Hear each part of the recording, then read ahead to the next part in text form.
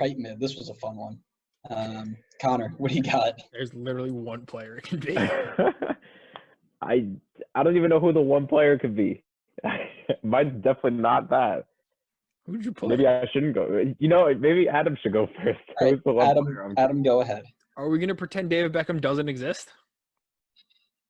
All right. Let's see here. Go ahead. Make your case. What do you mean, make my case? We literally named our podcast based on the rule that he came over here. He won back-to-back MLS Cups. He won back-to-back Supporter Shields at the beginning of the decade. I mean, as well on the field stuff, he was ridiculous at points. I mean, free kicks, crosses, whatever, to Landon Donovan, Robbie Keane. I forget who else was up there for the Galaxy, but yeah. Well, I chose to ignore him. But I think all the off the field stuff should kind of factor in as well. I mean, he I don't want to say is the face of the league, but at the time he kind of was. I mean, MLS was in not the greatest place when he joined. And he joined straight from a Real Madrid team, like arguably in his prime at a time where that was unheard of. European players did not do that unless they were 40 and went to teams on ridiculous contracts that they didn't care necessarily about. Yes, Andrew. I got a question. What? When did he leave the Galaxy? I don't know, 3 years later. An answer, 2012. On Wikipedia, it says 2012. Yeah. I'm not putting a player who's played 2 years in the decade of 2010 into my best team of the decade. So that's why he's not on my team. Who did you – I know who you put in, but – You don't know. I don't think I told you who I put in. You didn't, but I have a guess. Who's your guess? Just out of curiosity. Hold on. I want to put in just one more argument for Beckham, that this man had the foresight to put in his contract for the Galaxy that one day he gets an expansion team. Who thinks of that? I forgot. The only reason he put him in here is because he's the owner of his favorite team. No, well, no, he doesn't own Colorado. Bet. But I think that's nuts to say. How many players do you think could sign for a team and be like, yeah, one day you have to guarantee me that I get to own a team in the league? I think the reason he did it was because he knew what he was bringing to the league. He knew that he could grow just on his own, and he knew that the price of an expansion team was going to exponentially increase. So he said, here's the price right now. When I come back and want to build a team, it stays at that price. That's brilliant, right? That's brilliant marketing. But yeah, I'm not putting a player who played 2 years. That's the same reason why I'll give a little spoiler here. The same reason Robbie Keane isn't in my start, isn't in my 11. Fair. Here for 3 years. There are players who played here longer and did equally or if not better. That I can't just go ahead and say, oh, I remember you played in Europe. Give it to me. No. Fine. Who do you have? I have Mauro Rosales because this is a very thin position.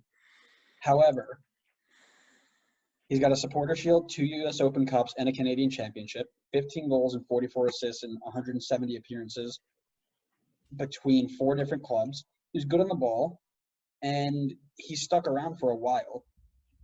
And as we mentioned before, nobody played outside mids. So there's very few players we can put into this position. But I think him, and I also had I had 2 honorable mentions. My first one was Michael Barrios for FC Dallas for the same reason. He just has less things that he won. He won a U.S. Open Cup and a Supporter Shield. And he has basically the same thing. He's a lot of assists, a bunch of goals, lots of appearances just for FC Dallas in the last 5 years. But my biggest honorable mention is actually somebody you put as your honorable mention for left wing. Lloyd Sam? Big Lloyd Sam. Right mid. Sam was good. Oh, man, he was so good. It's just he has 2 Supporter Shields to his name, tricky, exciting. And there's no bias in this. As we mentioned, there's no bias in this podcast this week at all. None. So Lloyd Sam, I mean, realistically, I probably should have put him in my team no bias whatsoever. But yeah, no, I think Mauro Rosales quietly was very, very good at right mid. But again, right, if you're looking at all of the angles, it's very difficult to put in players that have only played here 2 years. Lloyd Sam was the first Red Bull that when he left, I was like actually upset. Oh, me too. Yeah, I remember that. I remember I was like, oh, he left. I remember Tim Ream left. And because he went to DC, I think that was part of it. Yes, that was a big one too. But I remember Tim Ream left, and I was like, oh man, we sold Tim Ream. That kind of sucks. Yeah. And then I saw Lloyd Sam left, and I was like, oh my God, Lloyd Sam is gone. Yeah, What am I gonna do? Yeah, that was disappointing. Yeah, Connor. Yeah. Yeah. So I got 2 honorable mentions. One of them was Barrios as well, and my other one was Sebastian Blanco, but Okay. he hasn't played enough to Right. really obviously get the spot. My pick is kind of I don't love it. I really don't. I don't feel good about it. But I went with Fabian Castillo. I knew you were going there. I saw his name on the list of right mids, and I knew you were going there.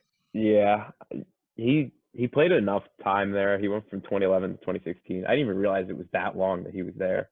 But he was like, for me at least, he's one of the earliest like really strong wing players that I remember in MLS. Like before the Velas, before the I don't even know, Rossi's, before the Dialbas, he was like the first one that I remember being like a stud on the wing. So I had to go with him. I think Connor has the best shout out of all of us. I think it's a really good pick because you explained it very, very well. He was there for 7 years, pretty much, or 6 years, and you're right. He was one of the first people that we were like, "Oh my God, this dude is fierce! Like this dude's mental." And because of such a small pool to pick from, I like that shout, Connor. I do. Thanks, Andrew. He was probably the first one that like they put him in that little diamond in the midfield, and he's like, no, I'm gonna go where I'm supposed to be. We don't do that in Colombia. This is how we. No.